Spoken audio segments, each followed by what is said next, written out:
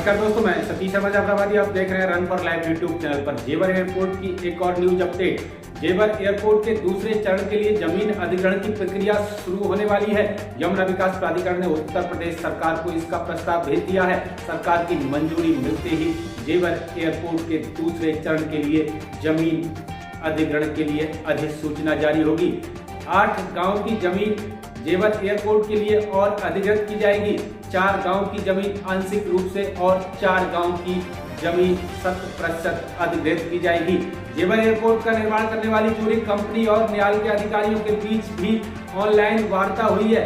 क्या प्रस्ताव दिया है ज्यूरिख कंपनी के अधिकारियों ने न्याल को, यह भी हम आगे बताएंगे। जिन साथियों ने हमारा चैनल अभी तक सब्सक्राइब नहीं किया है, कृपया चैनल सब्सक्राइब कर बेल आइकन दबाएं और देखते रहें जेवर एयरपोर्ट की news update run for life YouTube channel पर सतीश शर्मा जाफराबादी के साथ। दोस्तों, एक सूचना और देनी है आप सभी को। छोटी दिवाली के दिन हम अपने चैनल के दर्शकों से सीधे बात करेंगे।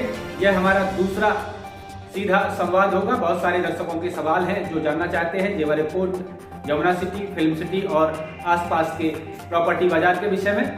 हम 8 बजे दर्शकों से सीधे लाइव चैट करेंगे। जिन दर्शकों के सवाल हैं वो तैयार रखें और हमसे कमेंट करेंगे। कमेंट बॉक्स में हम उनके सवालों का जवाब देने का पूरा प्रयास करेंगे।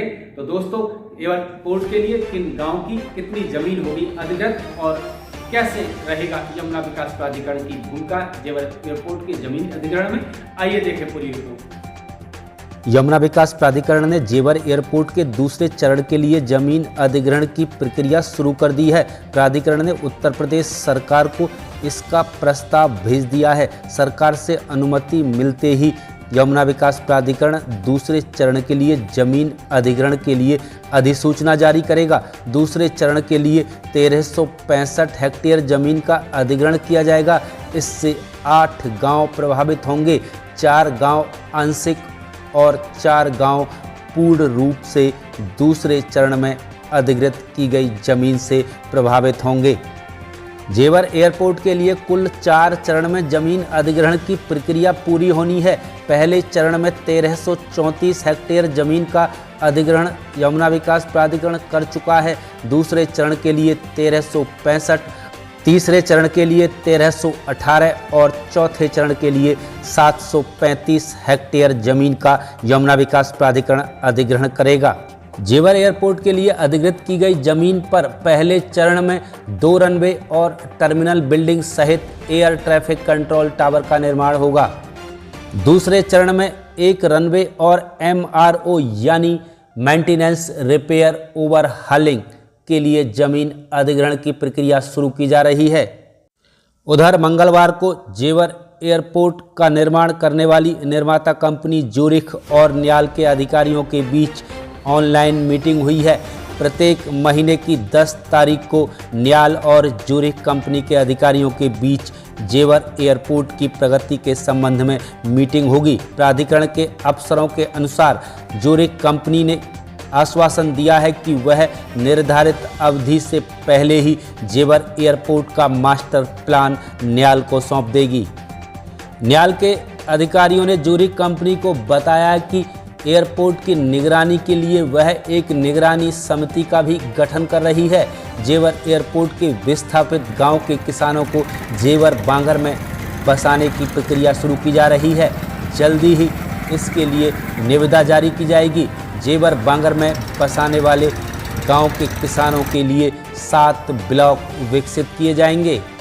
जेवर एयरपोर्ट के लिए जिन गांव की जमीन दूसरे चरण के लिए अधिग्रहित की जाएगी उनमें किशोरपुर, बनवारीबास, रामनेर, नीमका, खासपुर, साबौता, सिवारा, जाफराबाद, चौरौली, थ्योरा और दौरार गांव हैं। इनमें से किशोरपुर, बनवारीबास, रामनेर और नीमका, खासपुर गांव की पूर्ण जमीन अधिग्रहित की जाएगी।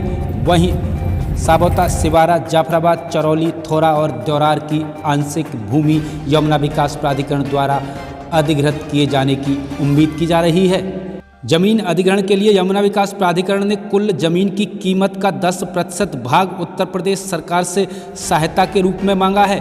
वहीं यमुना विकास प्राधिकरण इस जमीन अधिग्रहण की दूसरे चरण की प्रक्रिया पर 3000 करोड़ से अधिक का खर्च करेगी। उधर जेवर इंटरनेशनल एयरपोर्ट की निर्माता कंपनी ज्यूरिख ने नियाल को आश्वस्त किया है कि वह 7 दिसंबर से पहले ही जेवर एयरपोर्ट का मास्टर प्लान नियाल को सौंप देगी। मास्टर प्लान ज्यूरिख कंपनी द्वारा लगभग तैयार किया जा चुका है। ज्यूरिख कंपनी के अधिकारी जेवर एयरपोर्ट के मास्टर प्लान को अंतिम टच दे रहे हैं। वहीं ज्यूरिख कंपनी ने नियाल के साथ मंगलवार को ही बैठक में यह सुझाव दिया है कि ग्रेटर नोएडा की ओर से जेवर एयरपोर्ट तक आने वाली मेट्रो का स्टेशन एयरपोर्ट के टर्मिनल 1 के अंदर ही बनाया जाए, जिससे एयरपोर्ट तक आने जाने वाले यात्रियों को काफ़ी सहूलियत मिलेगी। तो दोस्तों, ये थी run for life YouTube channel पर जेवर एयरपोर्ट की न्यूज अपडेट। चैनल की प्लेलिस्ट में फिल्म सिटी, जेवर एयरपोर्ट और यमुना विकास प्राधिकरण की अनेक वीडियोज़ हैं, आप देख सकते हैं। जिन साथियों ने हमारा चैनल अभी तक सब्सक्राइब नहीं किया है, कृपया चैनल सब्सक्राइब कर बेल आइकन दबाएं और देखते रहें आसपास की खबरों के साथ कामकाजी बाजार, ट्रैक्टर, जनरेटर, कार, बाइक बाजार की पड़ताल run for life YouTube channel पर सतीश शर्मा जाफराबादी के साथ।